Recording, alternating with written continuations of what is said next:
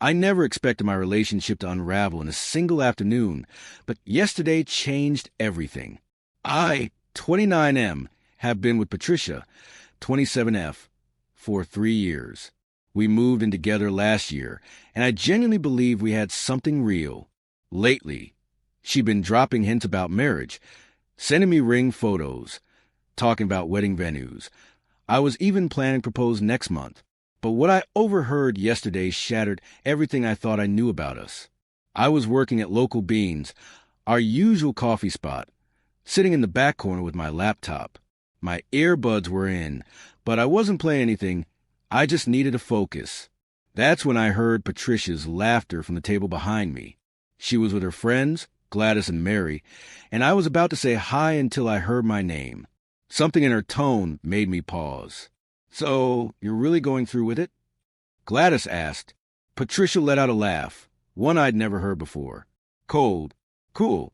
Of course. Brent is so predictable. I saw his browser history. He's been looking at rings. God, he's such a fool. My blood ran cold. But 3 years. Mary sounded hesitant. That's a long time to fake it. Please. Patricia scoffed. The apartment's in his name. I barely pay for anything. And Jason's place? Twice as nice. You should see his car. Jason, her co-worker, the one who'd been popping up in her Instagram stories. What if he doesn't propose when you expect? Gladys asked. Oh, he will. I've got him wrapped around my finger. Patricia said confidently. And when he does, I'll let him go through his whole little speech. Get down on one knee, and then she lowered her voice, but I still heard every word. I'll laugh in his face and tell him what a pathetic loser he is. Jason's already booked our Cabo trip for the next day. My hands shook. 3 years of my life, wasted. But I didn't move. I recorded everything. When they finally left, still laughing, I sat there, letting the rage settle into something cold and focused. By the time I got home, I already had a plan. That night, I acted completely normal. I asked Patricia about her day, listened to her lie about lunch with the girls, and even agreed when she suggested Giovanni's, our favorite Italian place, for our anniversary. She beamed, thinking her plan was unfolding perfectly. If only she knew what I had in store. The next few days, I gathered evidence. I created a fake Instagram account and followed Gladys and Mary. They posted everything. Within 2 days, I had multiple screenshots of Patricia and Jason making out at different bars and restaurants, while she still wore the promise ring I gave her last Christmas.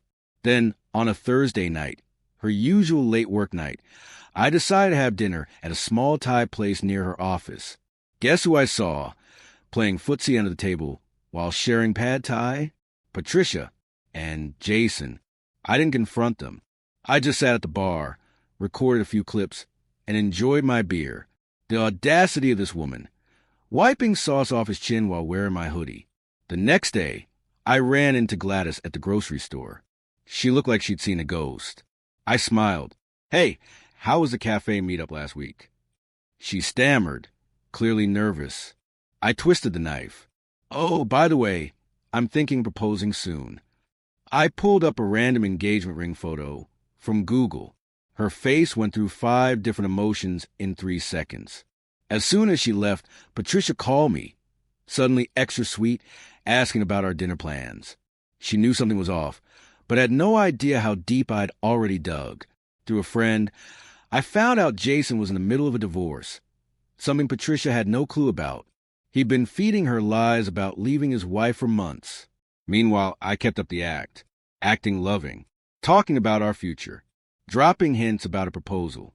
Patricia ate it up, thinking her plan was working flawlessly. Then, last night, she left her phone unlocked while showering. I didn't need to snoop. Her messages with Gladys were right there. He's totally going to propose soon. Everything's perfect. Jason says we can go public right after I dump Brent. I nearly laughed.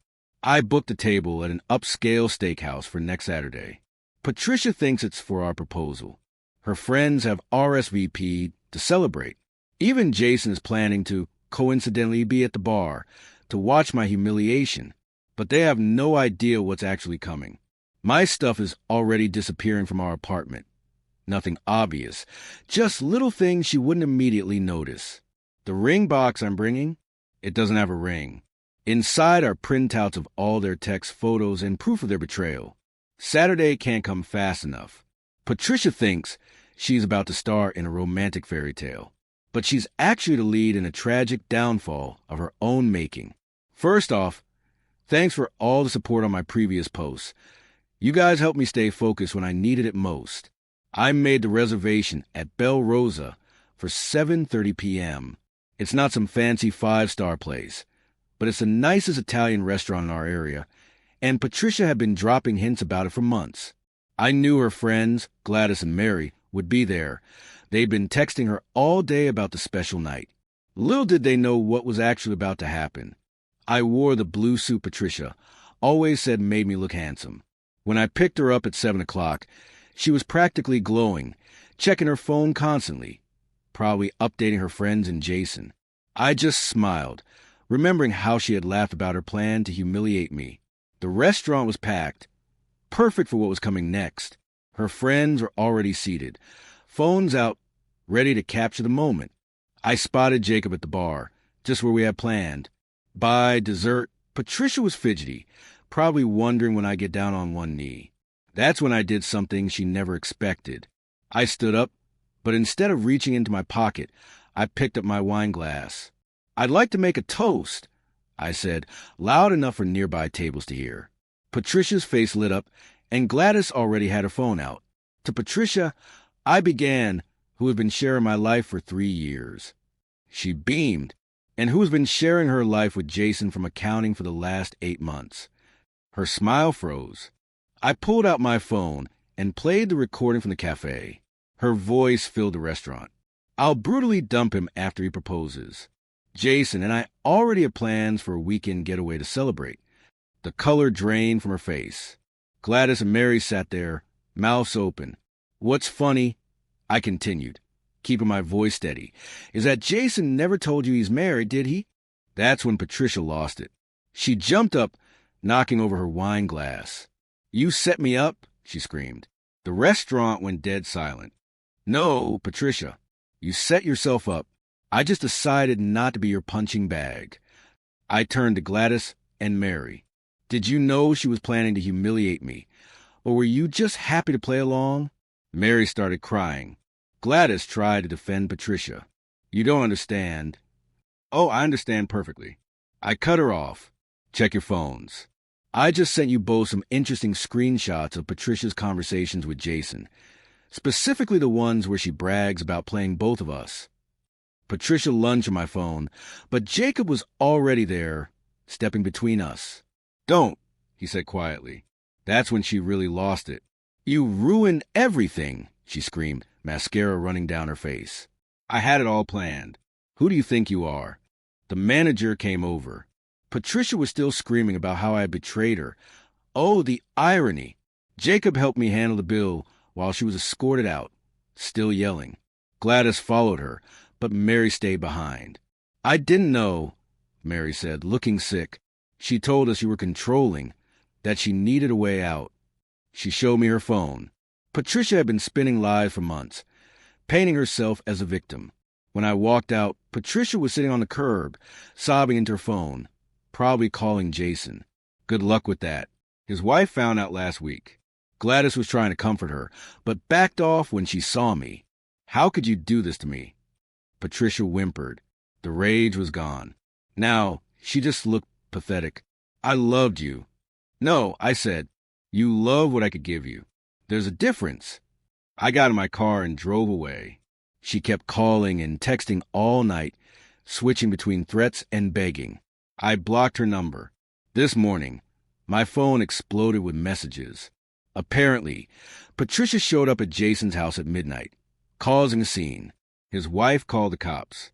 Now, Patricia's all over our friend group chats, trying to spin the story her way. But the screenshots and recording are already out there. No one's buying her version. I should feel bad about how public it all got. But you know what? After hearing her laugh about planning to humiliate me in front of everyone, this feels like karma. Jacob's taking me out for drinks tonight. Says I need to decompress after all this. He's right. My hands still shake when I think about it. Not from sadness, though. For the first time in months, I feel like I can breathe again. Underscore, underscore, underscore, underscore, underscore, underscore, underscore, underscore, underscore, underscore, underscore, underscore, underscore,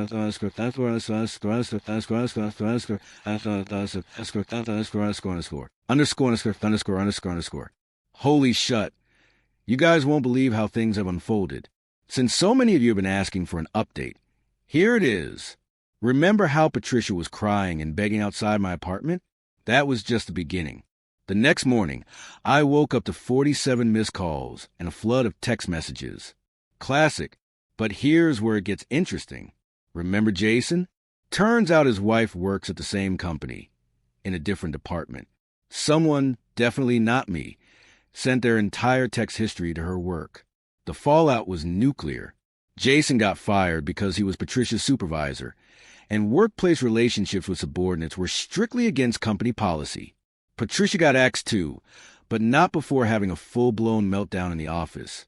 My buddy Jacob, who works in their building, told me she literally flipped a desk and started screaming that I had ruined her life. Security had to escort her out. Real classy, Patricia. But karma wasn't done yet. The screenshots I collected, the ones where she bragged about playing me, those somehow made their way into our entire friend group chat. Not saying it was me, but my finger might have slipped.